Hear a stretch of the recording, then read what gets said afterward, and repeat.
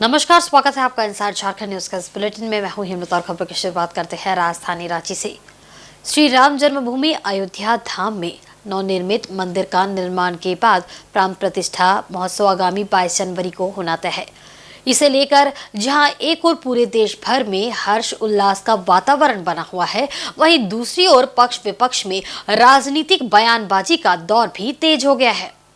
इस बीच प्रदेश भाजपा कार्यालय में भाजपा के राष्ट्रीय प्रवक्ता सैयद जफर इस्लाम ने केंद्र के विपक्षी पार्टी पर कड़ा प्रहार करते हुए कहा कि विपक्षी पार्टियां अपने वोट बैंक की राजनीति करने को लेकर इस मामले में अनर्गल बयानबाजी कर रही है, परंतु एक समुदाय के लोगों को राम मंदिर निर्माण या प्राण प्रतिष्ठा महोत्सव से किसी प्रकार की कोई ऐतराज नहीं है। विपक्षी पार्टियां सिर्फ और सिर्फ वोट बैंक की राजनीति के लिए इस प्रकार की बयानबाजी कर रही है। अगर कुछ अपना फैसला लेते हैं तो उनका कुछ अपना अलग कारण होता होगा, लेकिन कोई राजनीति इस पर राजनीति करे जैसे खड़गे जी कर रहे हैं, जैसे कांग्रेस पार्टी के बड़े लीडर कर रहे हैं, जैसे अखिलेश यादव कर रहे हैं और बहुत सारे ऐसे लीडर अपोजिशन के जो कर रहे हैं, उनको लगता है कि किसी एक समुदाय के, जिस समुदाय से मैं बिलोंग करता हूँ, उस समुदाय का वोट खत्म हो जाएगा। आज मैं उनको बताना चाहता हूँ कि मुस्लिम समुदाय के लोग चाहते थे कि वहाँ पर एक बड़ा भव्य मंदिर बने और वो खुश है इस बात से कि वो इसका समाधान निकला और वह एक मंदिर बन रहा है और सभी लोग जिनकी आस्था है उसमें है, मंदिर में राम लला में है, वो वहाँ पर जाएं और जो पूजा पाठ करना करे। देखिए, मैं किसी धर्म गुरु के बारे में कोई टिक्का टिप्पणी नहीं करना चाहता हूँ। किसी धर्म गुरु के बारे में मेरी इतनी बड़ी हैसियत नहीं कि किसी धर्म गुरु के बारे में कोई टीका टिप्पणी करूं। मैं उनके बारे में कोई टीका टिप्पणी इसलिए नहीं करूंगा कि मैं अपनी हैसियत को जानते हुए मुझे नहीं लगता है कि मैं इस काबिल हूं कि मैं उनके बारे में एक शब्द भी बोल सकूं। वहीं झारखंड प्रदेश में प्रवर्तन निदेशालय जैसी केंद्रीय एजेंसियों की कार्रवाई को लेकर भाजपा के राष्ट्रीय प्रवक्ता ने कहा कि भ्रष्टाचारी और भ्रष्टाचार में साथ देने वाले चाहे कोई भी हो, वह बख्शे नहीं जाएंगे। वे कोई भी हथकंडा अपना ले, भ्रष्टाचारी और भ्रष्टाचार में साथ देने वाले बच नहीं पाएंगे। है मुख्यमंत्री जिस तरह से भी चाहे लोगों को बचाना, बच नहीं पाएगा कोई, इसलिए कि जो करप्शन किया है इन लोगों ने, जिस तरह से दिन दहाड़े इन लोगों ने यहाँ प्रदेश की संपत्ति लूटी है, उसका कहीं ना कहीं खमियाजा तो उन्हें भुगतना ही पड़ेगा। ये लाख ऐसे पैतरे बना दे जिससे गोल गोल घुमाने के तरीके सोच ले, जिससे कि वो बचने की कोशिश करे, बच नहीं पाएंगे। मैं आपके माध्यम से बताना चाहता हूँ कि ये एजेंसीज को रोकने की कोशिश जो है ये नाकामयाब होगी। जो करप्शन किया है और जिन लोगों ने करप्शन में साथ दिया है और जो उनके सलाहकार हो या उनके अधिकारी हो या पदाधिकारी हो, जिन लोगों ने भी इसमें जो उनके साथ रहे हैं, कोई भी बख्शा नहीं जाएगा। इधर 22 जनवरी को अयोध्या में भगवान श्री राम के विराजने के मौके पर पूरे देश में दीपोत्सव की तैयारियां जोरों पर है। इससे लाहौर जमशेदपुर भी अछूता नहीं है। यहां का माहौल भी पूरी तरह से राममय होने लगा है। क्या आम क्या खास, सभी राम उत्सव मनाने में जुट गए हैं। इस बीच शहर के प्रजापति समाज के लोग भी प्रधानमंत्री नरेंद्र मोदी के सपनों को साकार करने में जुट गए हैं और लोकल फॉर वोकल को बढ़ावा देने के लिए मिट्टी के दिए जोर शोर से बना रहे हैं। यहां बता दें कि 22 जनवरी को अयोध्या में भगवान श्री राम विराजमान होंगे। इस अवसर पर प्रधानमंत्री ने देश की जनता से उस दिन दीपोत्सव मनाने का आग्रह किया है। उसी को लेकर मिट्टी के एक से बढ़कर एक प्रकार के दिए बनाए जा रहे हैं। इन दियों को रंग कर उस पर जय श्री राम लिखा जा रहा है, जो अपने आप में आकर्षण का केंद्र है। फिलहाल इस तरह के दियों की मांग भी बाजार में बढ़ गई है। इससे मिट्टी के दिए बनाने वालों के चेहरे भी खिल उठे हैं।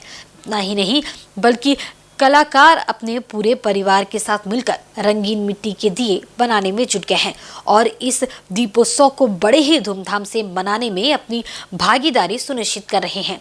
इनका मानना है कि जय श्री राम लिखे हुए इन दियों से लोग अपने घरों को सजाएंगे तो भगवान श्री राम भी काफी खुश होंगे और भक्तों पर अपनी कृपा बरसाएंगे।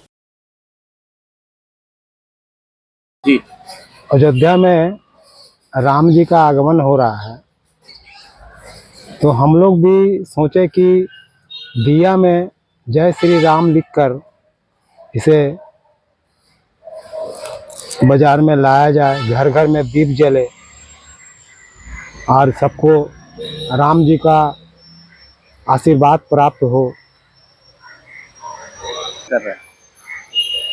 ऐसे तो लिख कर हम कुछ लोगों को दिया है। अब देखिए लोग आएंगे तो अगर ऑर्डर मिलेगा तो हम लिख के देंगे।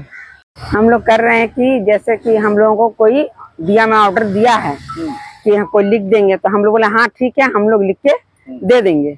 तो हम लोग को ऑर्डर दिए हैं, तो हम लोग अभी 200-400 का दिया का ऑर्डर लिए हैं लिखने के लिए। फिर आगे अगर ऑर्डर आएगा तो हम लोग श्री राम का नाम लिखेंगे उसमें। और अच्छा लग रहा है दिया में राम? और मैंने कि लिख के बहुत अच्छा लग रहा। और जैसे राम जी का अयोध्या में आज से राम राज था, उस समय से पहले अभी फिर हो सके राम राज आ जाए, अच्छा बात है। पहले का बाल बच्चा के लिए कुछ भी अच्छा हो, और आपका परिवार मिलके बना रहे हैं। दूसरी ओर हिंदू पीठ सनातन उत्सव समिति समेत कई हिंदू संगठनों के लोगों में भी राम उत्सव को लेकर जबरदस्त उत्साह का माहौल है। उन्होंने भी शहर के लोगों से इस परिवार की मेहनत को सलाम करते हुए ज्यादा से ज्यादा दिया खरीदने की अपील की है। पूरा विश्व राममय हो गया है और हम लोगों के बड़ा सौभाग्य का विषय है कि 500 वर्षों के बाद ये सौभाग्य हम सबों को प्राप्त हुआ है कि आज वो राम जी का मंदिर बन के तैयार है और रामलला का प्राण प्रतिष्ठा 22 तारीख को होना है। देश के माननीय प्रधानमंत्री ने भी सभी से अपील किया है कि सभी घरों में और मंदिरों में दीपक जलाएं, और प्रधानमंत्री के साथ साथ देशवासी भी अभी स्वदेशी पे बात करते हैं।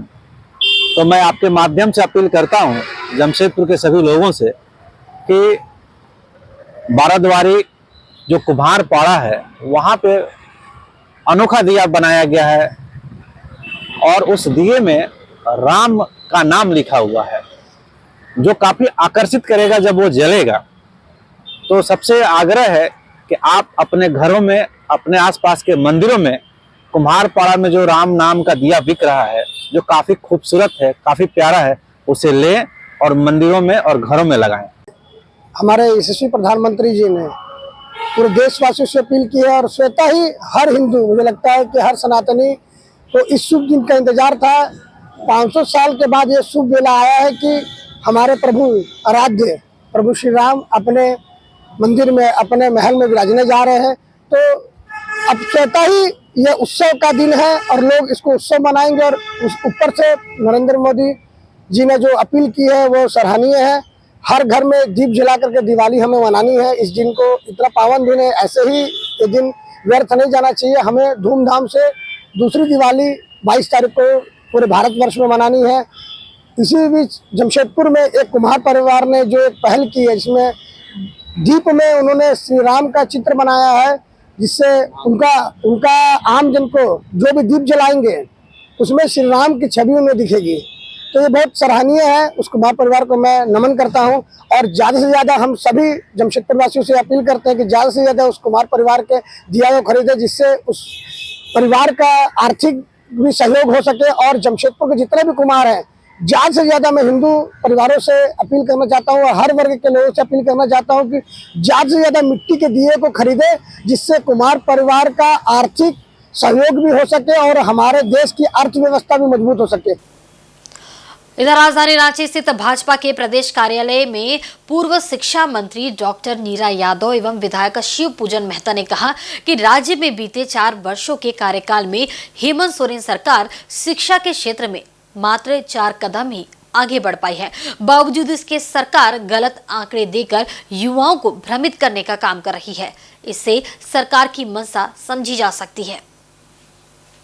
पूर्व शिक्षा मंत्री डॉक्टर नीरा यादव और पाकी विधायक शिवपूजन मेहता राजधानी स्थित भाजपा कार्यालय में एक प्रेस वार्ता में बोल रहे थे। इस दौरान उन्होंने झारखंड की हेमंत सोरेन के नेतृत्व वाली सरकार पर जमकर हमला बोला। उन्होंने सरकार को शिक्षा के क्षेत्र में पूरी तरह से फिसड्डी करार दिया। साथ ही गलत आंकड़े पेश कर युवाओं को दिग्भ्रमित करने का भी आरोप लगाया। उन्होंने कहा कि पूर्व मुख्यमंत्री रघुवर दास के नेतृत्व वाली भाजपा सरकार ने इस क्षेत्र में कई क्रांतिकारी कार्य किए हैं, जिससे राज्य के शिक्षा के स्तर में बढ़ोतरी हुई है। जी हम आपको बता दें, बंद नहीं हुआ था विद्यालयों का, विलय किया गया है। एक विधानसभा के माननीय सदस्य ने जब प्रश्न किया तो वो सरकार जब जवाब दी हेमंत सरकार, उसमें स्पष्ट लिखा गया कि जहां पर 20 से कम बच्चे थे उनको बगल के स्कूल में विलय किया गया। और मान लीजिए कि हम छोड़ भी देते हैं, हाँ भाई हमने बंद किया, 4 साल हो गए, क्यों नहीं खुलवाई सरकार? विदेश भेजेगी। पहले झारखंड में जो हमारे नौनिहाल है, पहले उनके तो बारे में सोच ले, फिर विदेश भेजेगी। अरे विदेश आप जन्म लेते हुए बच्चे को भेज दीजिएगा क्या? पहले उनके लिए कौन सा रोड मैप बनाए हैं? जितने कार्य को हमारी सरकार ने की, उन सारे चीजों को आपने कोई ना कोई नाम नया दे करके कोशिश किया कि करेंगे। अरे जो किया हुआ था उसको तो आगे बढ़ाए रहते। इसलिए आप पॉइंट बाय पॉइंट पूछिएगा तो हम पॉइंट बाय पॉइंट जवाब देंगे। वहीं पाकी विधायक ने कहा कि डबल इंजन की रघुवर सरकार में उच्च तकनीकी शिक्षा को तेजी से आगे बढ़ाया गया था, जिसे हेमंत सरकार ने रोक दिया है। हेमंत सरकार के शिक्षा विरोधी नीति के कारण झारखंड के युवा पलायन करने को मजबूर है। इससे शिक्षा के क्षेत्र में जमीनी हकीकत समझी जा सकती है। डॉक्टर नीरज यादव ने बताया कि किस प्रकार से अपने रघुवर दास जी की सरकार ने उच्च तकनीकी शिक्षा के लिए जो रामगढ़ में बच्चियों के लिए, लड़कियों के लिए इंजीनियरिंग कॉलेज को लाया था, और उसको ये सरकार की मंशा ठीक नहीं होने के कारण इन्होंने इस इंजीनियरिंग कॉलेज को इन्होंने समान इंजीनियरिंग कॉलेज कर दिया, जिससे बच्चियों की पढ़ाई में, लड़कियों की पढ़ाई में, तकनीकी शिक्षा में काफ़ी उस पर असर पड़ेगा ये आने वाले समय में। साथ ही साथ उसी समय जिस समय इंजीनियरिंग कॉलेज का निर्माण हो रहा था, उसी समय पॉलिटेक्निक कॉलेज जो बगल में ही गवर्नमेंट रघुवर दास जी सरकार ने बनाने का काम किया था। आज तकरीबन उस बिल्डिंग को बने हुए करीब 6 साल बीत गए, अभी तक उसको अधूरा पड़ा हुआ है, हैंडओवर नहीं हुआ और न पढ़ाई उसमें शुरू कर पाई सरकार। हमने इस संबंध में ठेकेदार मनमानी के खिलाफ में और घटिया निर्माण को लेकर के हमने विधानसभा में भी क्वेश्चन किया था, लेकिन इस पर विभाग ने, सरकार ने ध्यान नहीं दिया। तो भी ये विद्यालय भी भवन भी ढहने की स्थिति में है। ये जो उच्च शिक्षा की बात हम लोग करें तो हर एक अपने रघुवर दास सरकार जी ने, सरकार ने ये कहा था कि हर एक विधानसभा में एक ये डिग्री कॉलेज होंगे। अपने विधानसभा की मैं बात करूं तो वहाँ पर अभी तक 4 साल बीत गए, अभी तक जमीन ये सरकार खोज के नहीं दे पाई और अभी तक यहाँ पर आपका डिग्री कॉलेज नहीं बन पाए। नेशनल एजुकेशन कमेटी के EPS 95 के पेंशनरों ने अपनी 5 सूत्री मांगों को लेकर जमशेदपुर के भविष्य निधि कार्यालय के समक्ष प्रदर्शन किया। इस दौरान कमेटी की ओर से भविष्य निधि कमिश्नर के माध्यम से श्रम मंत्री को संबोधित एक मांग पत्र भी सौंपा गया। विगत 8 वर्षों से देश के पेंशनर अपनी मांगों को लेकर EPS 95 राष्ट्रीय समिति के माध्यम से आंदोलन करते आ रहे हैं, जिसे लेकर 7 दिसंबर से दिल्ली के जंतर मंतर और रामलीला मैदान में अनशन दिए थे। वहां केंद्रीय श्रम मंत्री भूपेंद्र यादव के आश्वासन के बाद अनशन स्थगित कर दिया गया, लेकिन अपना अभियान पूरे देश में जारी रखे हुए हैं। इनकी प्रमुख 5 सूत्री मांगों में पेंशन की राशि को बढ़ाकर न्यूनतम राशि 7500 करने, सरकारी कर्मचारी और MP MLA की तरह DA देते हुए उसमें बढ़ोतरी का प्रावधान करने, पेंशनर लाभार्थी के पति पत्नी को निःशुल्क चिकित्सा सुविधा देने, वन ट्रांसपोर्टर एवं अन्य सेक्शन के पेंशनरों को 5000 देने की मांग है। पूरे देश में इन पेंशनरों में रिटायर्ड पेंशनर 75 लाख, जबकि कुल पेंशनरों की संख्या 8 करोड़ है। 25 जनवरी तक इनकी मांगों को नहीं माने जाने पर 30 जनवरी से पुनः दिल्ली के जंतर मंतर और रामलीला मैदान में अनशन करने की चेतावनी देते हुए पूरे देश के भविष्य निधि कार्यालय सहित जमशेदपुर में NCA के प्रदेश अध्यक्ष रघुनाथ पांडे के नेतृत्व में प्रदर्शन करते हुए PF कमिश्नर के माध्यम से केंद्रीय श्रम मंत्री भूपेंद्र यादव को मांग पत्र सौंपा है। वहीं NAC के जमशेदपुर सचिव कालीपदो सुई ने चेतावनी देते हुए कहा कि अगर इनकी मांगों पर केंद्र सरकार पहल नहीं की तो लोकसभा चुनाव में 8 करोड़ पेंशनर सबक सिखाएंगे। हम लोग आए थे EPS 95, जो डिमांड हम लोगों का है कि 7,500 रुपया महीना पेंशन के रूप में मिले। 58 ईयर्स होने पर मिलना चालू हो जाता है। साथ साथ जो है उन लोगों का DA, साथ साथ उनका मेडिकल फैसिलिटी, ये सब मिलना चाहिए, क्योंकि जीवन भर पेंशन कटवाया और बहुत ही अमाउंट कम मिलता है। तो कोई किसी को 1000 कुछ कम, उसके ऊपर। तो ये लड़ाई हम लोग का है। दिल्ली में भी भूख हड़ताल हुआ था, फिर अभी इस महीना में क्या तारीख को बोले 30 तारीख से फिर हम लोग हमारे लोग जो है सो आंदोलन करेंगे। ये लड़ाई चल रही है कि भाई आप हम बढ़ाइए, आपका 7,500 दिए और उसके बाद मेडिकल फीस। ये लड़ाई है और इसी के लिए हम लोग ज्ञापन देने के लिए हम असुई जी और पूरा टीम आकर अभी आप एनएससी का पूरा टीम हम लोगों ने अपना ज्ञापन दे दिया है लिखित रूप में। और ये तो क्या करेंगे, हमारे पेपर को बढ़ा देंगे भारत सरकार को। इसी के लिए हम लोग आए थे कि सरकार सुने, जाने कि भाई लोग जो है सो मजदूर त्रस्त हैं। किसानों ने अपनी लड़ाई लड़कर पा लिया, अब हमारी बारी है और हम लोग ये प्रयास कर रहे हैं। एक्चुअली ये हम लोग का EPS 95 पेंशनर का तरफ से हम लोग आज आए हैं रीजनल ऑफिस जमशेदपुर में। और ये हम लोग का बहुत पहले से आंदोलन चल रहा है, आज 8 साल से आंदोलन चल रहा है, लेकिन अभी तक इसका निर्णय नहीं हुआ। और गवर्नमेंट को हम लोग का दिल्ली में इसका आंदोलन का जो है वहाँ पर भी हम लोग का क्रमिक अनशन और आमरण अनशन भी शुरू हुआ था, लेकिन श्रम मंत्री ने वहाँ आश्वासन दिए कि हम लोग को बहुत जल्दी आप लोग का ये जो समस्या है समाधान हो जाएगा। लेकिन अभी तक 1 महीना टाइम बीत गया, लेकिन अभी तक कोई रिजल्ट नहीं मिला। इसीलिए हम लोगों ने सभी मिल के यहाँ का जितना पेंशनर जमशेदपुर का, बल्कि सारे झारखंड का, न केवल झारखंड का बल्कि सारा देश में आज 12 तारीख को इसका हम लोग का प्रदर्शन हो रहा है। और सारे EPO ऑफिस में हम लोग जाके श्रम मंत्री को EPFO का द्वारा उनको ज्ञापन भेजा जा रहा है कि आपने जो वादा किया था इसको जल्दी पूरा कीजिए। क्योंकि हम लोग का बहुत सारे 75 लाख पेंशनर है, जो कि काफ़ी आदमी बुजुर्ग है और काफ़ी आदमी यहाँ से ऊपर चला जा रहे हैं। ठीक है, तो इसीलिए जो भी वयोज्येष्ठ आदमी है उनको सही मांग हम लोग का ये है कि हम लोग का ज़्यादा नहीं 5 तो मांग है। एक पहला है कि हम लोग का जो है 7,500 मिनिमम पेंशन मिलना चाहिए। दूसरा है कि हम लोग का DA जो नहीं बढ़ता है तो इसमें DA का साथ मिलाया जाए। तीसरा है कि वाइफ हस्बैंड का जो हम लोग का अपना मेडिकल सुविधा है आयुष्मान योजना का तरफ सभी को इसका सुविधा मिले, मुफ्त चिकित्सा। और चौथा है जो लोग इसमें शामिल नहीं हो पाए हैं उसको भी इसमें शामिल किया जाए। और जो अनऑर्गेनाइज सेक्टर में जो लोग काम करते हैं वो लोग को भी मिनिमम 5,000 रुपया वो लोग के लिए भी इसका प्रावधान किया जाए। इधर जमशेदपुर के गोपाल मैदान में टाटा स्टील और TSUSIL के संयुक्त तत्वावधान में 3 दिवसीय जमशेदपुर कार्निवाल की शुरुआत हुई। इसे लेकर पहले ही दिन शहरवासियों में उत्साह देखा गया।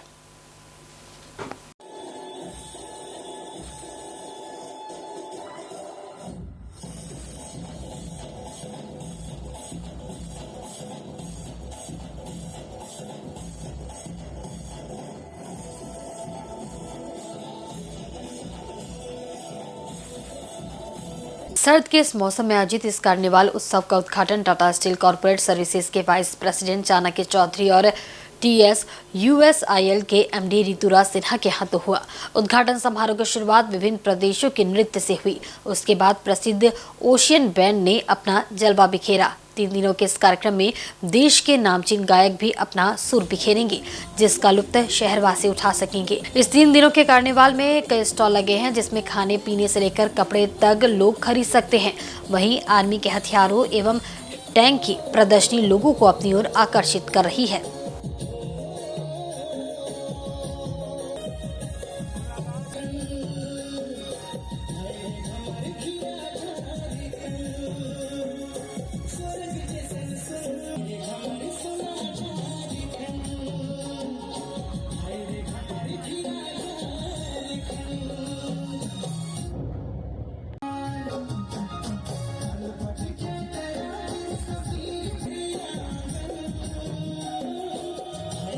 जमशेदपुर कार्निवल 2024 का आगाज़ हुआ और बहुत ही अच्छा हुआ, बहुत कलरफुल और कलर की मेडली के साथ हुआ। आई थिंक 7 या 8 स्टेट से डांसेस प्रोड्यूस हुए और जमशेदपुर झारखंड ब्लास्टर्स के थ्रू। और बहुत खुशी है कि काफ़ी लोग आज इनॉग्रल के लिए आए हैं। आज शाम से ही म्यूजिकल परफॉर्मेंस है। आज इंडियन ओशन बैंड रहेगा, कल हमारे जमशेदपुर के ही हैं वो ईशान, और ग्रैंड फिनाले रहेगा अभिजीत भट्टाचार्य के। सब रेस्टोरेंट और होटल्स ने भी यहाँ एग्जीबिशन अपना लगाया है, स्टॉल लगाया है, आर्ट्स एंड क्राफ्ट भी होगा, और इंडियन आर्मी की तरफ से भी आमरी आया है। बच्चों के लिए भी मैं देख रहा हूँ कुछ है यहाँ पे घूमने के लिए और खेलने के लिए। तो Jamshedpur carnival will kind of give an opportunity for all age groups to come and take part and enjoy the weekend. These are also the winter months, so winter months के हिसाब से देखा जाए तो हर वीकेंड कुछ ना कुछ अच्छा होता है और सब लोग पार्टिसिपेट भी करते हैं, इसलिए अच्छा। अभिजीत को लेके बहुत क्रेज़ है और हम भी देखना चाह रहे हैं उनको 14th को इवनिंग में। मुझे पक्का है यहाँ पे बहुत से लोग आएंगे उस दिन और उनका भी म्यूजिक को देख के एंजॉय करेंगे। वहीं जमशेदपुर के गुलमुरे स्थित गाड़ाबासा में एक बड़ी घटना होते होते टल गई, जब एक ट्रक को बचाने में 20 सड़क पर अनियंत्रित होकर पोल को टक्कर मारते हुए डिवाइडर पर चढ़ गया। ये गनीमत रही कि उस समय कोई अन्य वाहन वहां से नहीं गुजर रहा था, नहीं तो एक बड़ा हादसा हो सकता था। घटना को लेकर ट्रेलर चालक राहुल झा ने बताया कि अहले सुबह लगभग 3 बजे कंपनी से छड़ लेकर बर्मा माइंस पार्किंग से बिहार जाने के लिए निकला था। इस बीच गाड़ाबासा के समीप 10 चक्का ट्रक ओवरटेक करने लगा, जिसे बचाने के क्रम में पहले पेड़ से फिर सड़क किनारे बिजली के पोल से टकरा गया और वाहन अनियंत्रित होकर डिवाइडर पर जा चढ़ा। उसके बाद घंटों सड़क अवरुद्ध रहा। इसकी जानकारी मिलने पर स्थानीय पुलिस मौके पर पहुंची। उसके बाद सड़क से ट्रेलर हटाया गया। इस घटना को लेकर स्थानीय वासियों का कहना है कि दुर्घटना के समय वाहनों का परिचालन होता रहता तो एक बड़ा हादसा हो सकता था।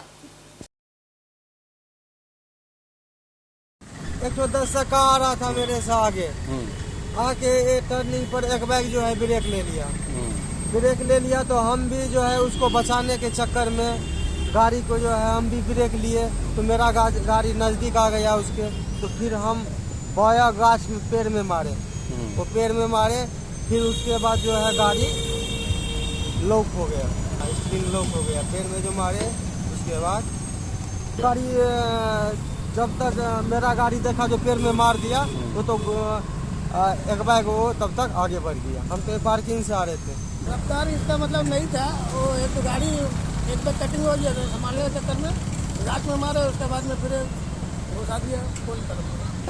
3 बजे भोर 3 बजे रहता, ड्राइवर भागा नहीं था, ड्राइवर यहीं पर था।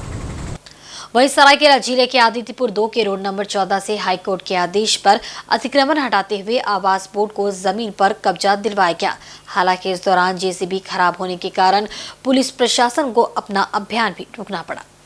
दरअसल आवास बोर्ड की इस भूमि पर स्थानीय लोग खेल का मैदान बनाने की मांग कर रहे थे। इससे आवंटित भूमि के हकदारों को घर बनाने के लिए उक्त भूमि पर निर्धारित प्लॉट नहीं मिल पा रहा था। इसी को लेकर 3 आवंटियों ने झारखंड उच्च न्यायालय का रुख अख्तियार किया। ये पूरा मामला उच्च न्यायालय में चल रहा था। उसके बाद हाईकोर्ट के निर्देश पर जिला प्रशासन के सहयोग से आवास बोर्ड एवं आवंटियों को उक्त भूमि पर कब्जा दिलवाने की कार्रवाई की गई।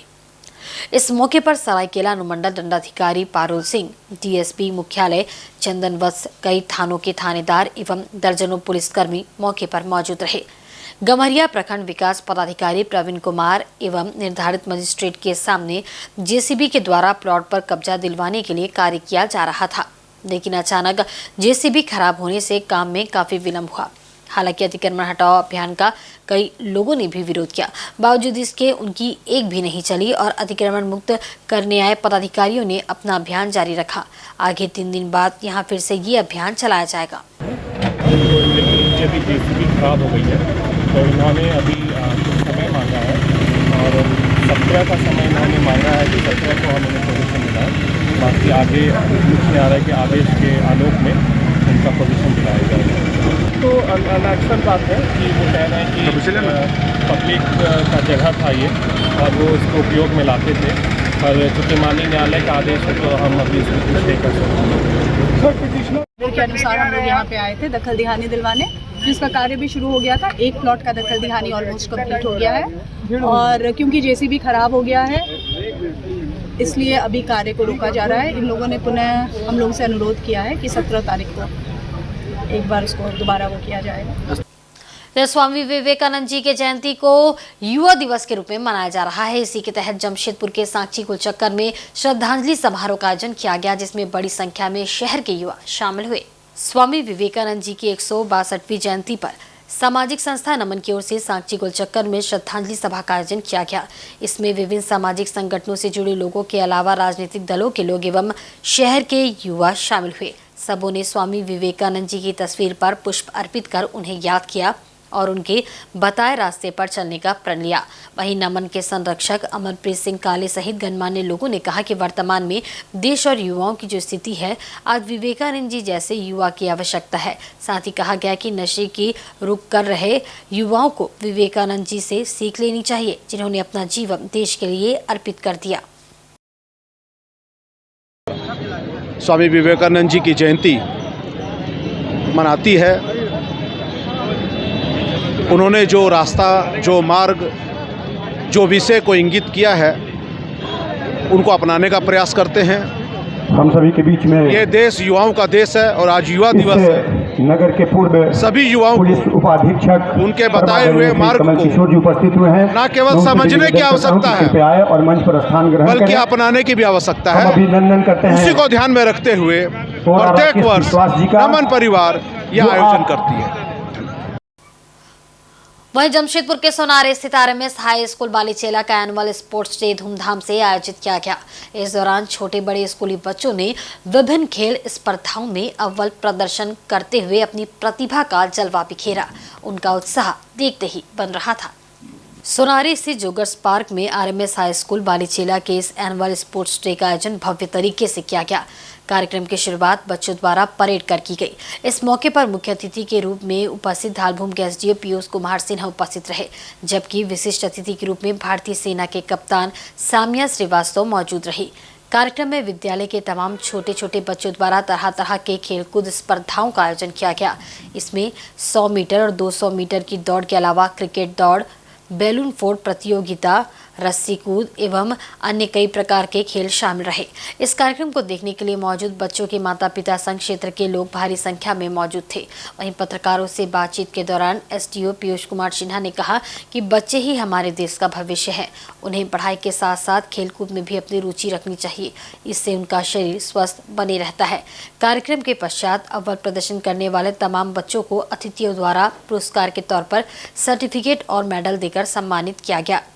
इस कार्यक्रम को सफल बनाने में विद्यालय की प्रधानाध्यापिका श्रीमती प्रतिमा सिन्हा, पूनम वर्मा, अविनाश कौर, रतन कुमारी, मधु वर्मा, प्रांजलि पांडे, स्मिता घोष, नरेंद्र कुमार, सौरभ कुमार वर्मा, श्याम बाबू एवं विद्यालय की अन्य शिक्षक शिक्षिकाओं का मुख्य योगदान रहा।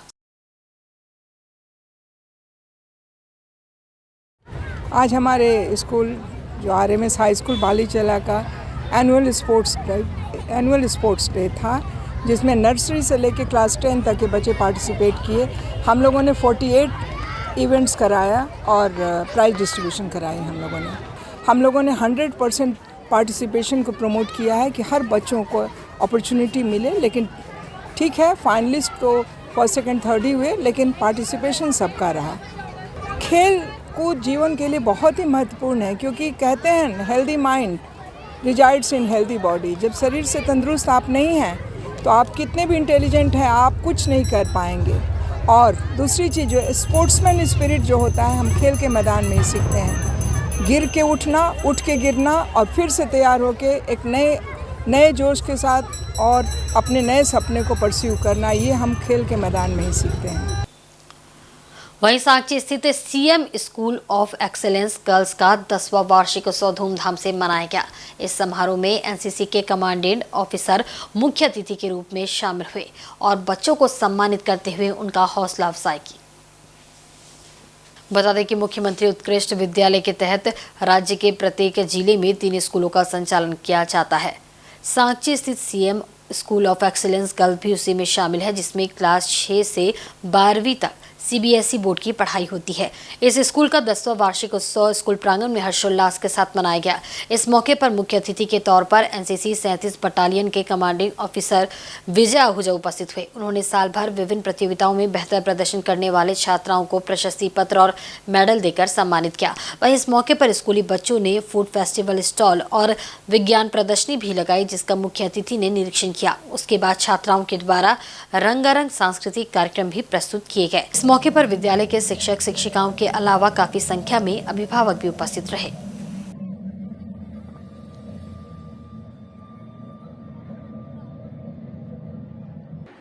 आज एनुअल फंक्शन वार्षिकोत्सव हम लोग कर रहे हैं विद्यालय में, जिसमें मुख्य अतिथि के तौर पे हमारे माननीय मंत्री बन्ना गुप्ता थे, जो अपरिहार्य कारणों से शायद राज्य से बाहर हैं, शायद दिल्ली गए हैं युवा महोत्सव के लिए। और वक्त चला एक बहुत ही छोटी सी ब्रेक का। ब्रेक के बाद खबरें और भी है, आप देखते रहे इनसाइड झारखंड न्यूज।